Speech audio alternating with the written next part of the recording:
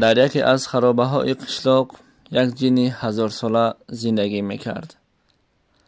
همه میدانست که در آنجا یک وقتها جن زندگی میکند و بزرگان میگفتند اینجا جایی بی‌خاصیت است، به این کلبه نزدیک نشوید. از بین سالها گذشت و این سانها فراموش شد. در آنجا غیر از یک خرسنگ کلان و خانه ویرانه دیگر چیزی نماند. جن 1000 ساله در همین خرسنگ کلان زندگی میکرد و در کلبه ویرانه پر از خاکسترها شیطانهای خرد و کلان زندگی میکردند. جن شیطانها را نمیپسندید و شیطانها نیز به جن نزدیک شده نمیتوانست. جن 1000 سال می شود که به چندین موقعه های گوناگون گواه شده است. همین طور بزرگ شدن امپریا ها و اینچنین از بین رفتن بعضی از چیزها چندین شادی و عذاب ها را دید. اما در دوام این قدر وقت به آدمان بدی نکرد. روزی از روزها او صدای یک کس را شنید که به ایست گریه میکرد. بیند یک دهقان است. او با یک کتمان خرد پای افزال و در یک خلطه کم دان داشت و گریه کنان می نشست. جن از او پرسید ای انسان، تو چرا گریه داری؟ دهقان سرش را بالا نکرده جواب داد من هر آن چیزی داشتم را کاشتم، اما آب نیست. انتظاری باریدن باران هستم. به آبی ما را ادایی تمام کرد. افگار شدم. جن باشد به نزد دهقان نشست و تمام شده ام. گوی من همچی بودن عذاب را خوب میدانم. گفت جن من برای این نشست به تاج و تخت انسانها را دیده ام که پدرشان را کشته اند. صدای گریه این مادران را شنیدم که در جنگ ها فرزند خود را از دست داده بودند. میدانی در این 1000 سال تو فقط توانستی که من را حیران کنی. هر سال حاصل شود نشود باز با امید به زمین گندم یا جو میچوشی. هیچ وقت امیدت را گم نمی کنی. امید تو از سحر من هم پرقوت بوده است. گفت جن. جن از پا تا به سر دهقان نگاه کرد و گپ خود را دوام داد. به تو رحمم می آید.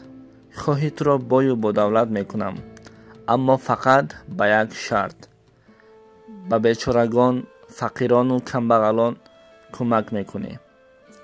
دهقان پس از شنیدن این سخنها گفت قسم می خورم همین که حاصل اولم را گیرم به تمام بیچارگان و فقیران کمک خواهم کرد. من را بای گردان. جن به آسمان نگاه کرده پوف کرد و همین وقت شراست باران میبارید. همین طور دهقان همان سال بای شده رفت. حاصل خود را جمع کرد. از چیزی که انتظار بود زیادتر به دست آورد. دهقان صاحب حاصل زیاد، دله‌های پر از میوه و سبزیجات و چندین خدمتکارها شد. همین طور هر آن چیزی که دهقان آرزو میکرد پیدا شد. وقتی این حالت را شیطانها میدیدند و اکنون چیزی میشود گفته از دور نگاه میکردند. فصل تیرما نیز فرا رسید.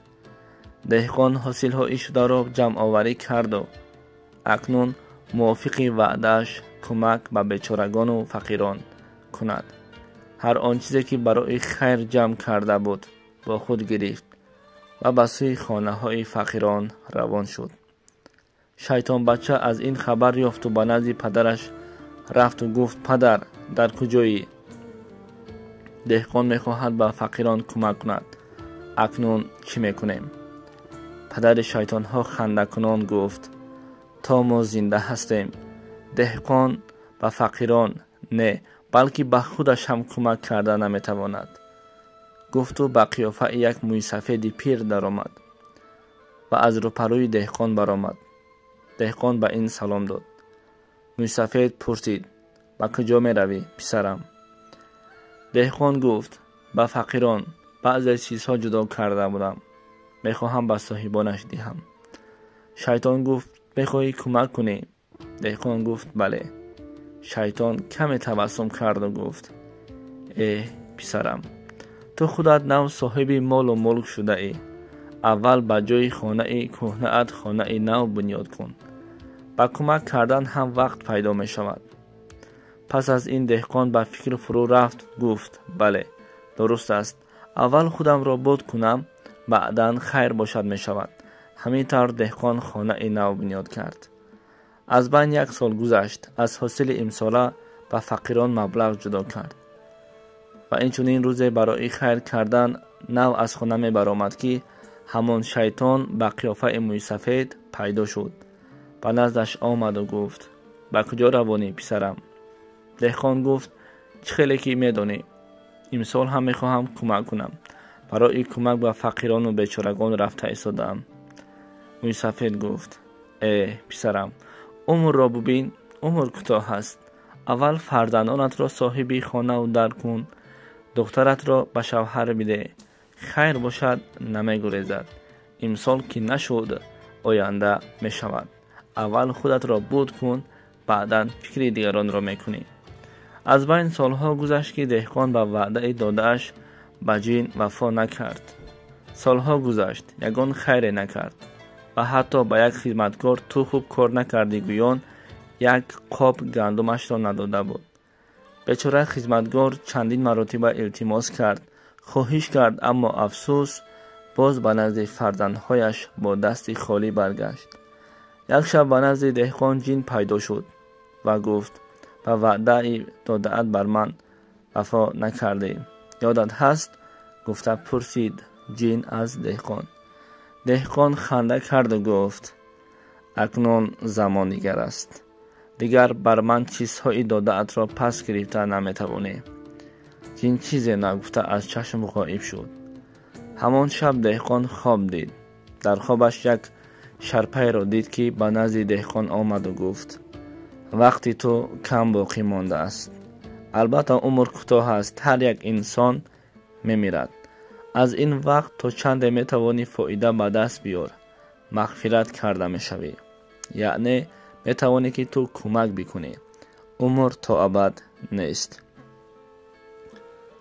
دهقان با تشویش‌های زندگی خواب دیده اش را فراموش کرد. البته چنانه که میگویند مال بسیار فکرها را و غم را از بین میبرد. و اینچنین همان روز شمال سخت شد و آسمان را ابر سیاه پوشانید و در نتیجه باران سخت سیل به عمل آمد و هر آن چیزی که دهقان جمع کرده بود شسته برد. دهقان همین طور چیزی که داشت از دست داد. همین طور زیاد میخواست که پیش از هر چی که داشتنش خیر کند، اما افسوس دیگر یگان چیز باقی نمانده بود و با یک مرگ ناانتظار روپرو شد و مرده رفت. حصه از این قصه چنین است دوستان عزیز.